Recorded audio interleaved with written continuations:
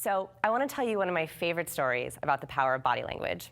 And this all started on the bright and sunny morning of September 26, 1960. And a young man was getting ready for the most important day of his life. But he had no idea that it would all come down to his body language. That man was John F. Kennedy. And September 26, 1960 was the first U.S. televised presidential debate. So it was the first time in U.S. history where we had our presidential candidates debate on television. Now, this was a really interesting time in our history because not everyone had a television yet. So a part of the population watched the debate on television, and a part of the population listened to the debate on the radio. So it was this really interesting time to see, would there be a difference? So a little bit of background on this interesting debate. Nixon had injured his knee on the campaign trail. So he had been in the hospital for about 2 weeks before the debate. He had lost weight, he wasn't feeling well. You can actually see in the debate, he's kind of favoring one knee. Kennedy, on the other hand, was tan, he was young, he had been like prepping with his aides all weekend. He was real relaxed for the debate. So the debate comes. Everyone who watched the debate was sure that Kennedy won. And everyone who listened to the debate was sure that Nixon won.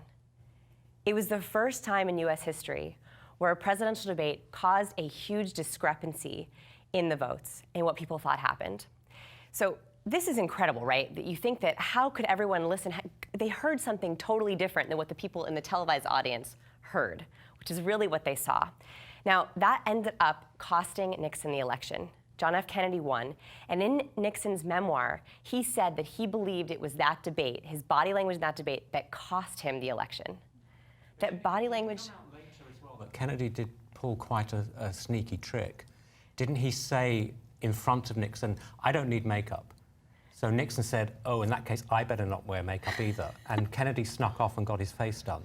Yeah. That came out later. He knows some good political gossip. No, I mean, it was mean. It was so Nixon went on as well, not feeling well, exactly as you said, but with no makeup, whereas Kennedy had snuck off to his makeup lady. And some of the accounts say that even they had Nixon put on this cakey, very thick, and he was sweating. Yes, he was. So he was profusely sweating, and he was like dabbing at his... It looked like he was lying. It looked like he was lying the whole time. So yeah, the makeup, he was, I think, on some painkillers from his knee. Yeah. I mean, like, he had the cards stacked against him that day, and it affected him. And half of at the voter polls, they asked the voters, what influenced this decision? And half of them said it was the first televised presidential debate that influenced their decision.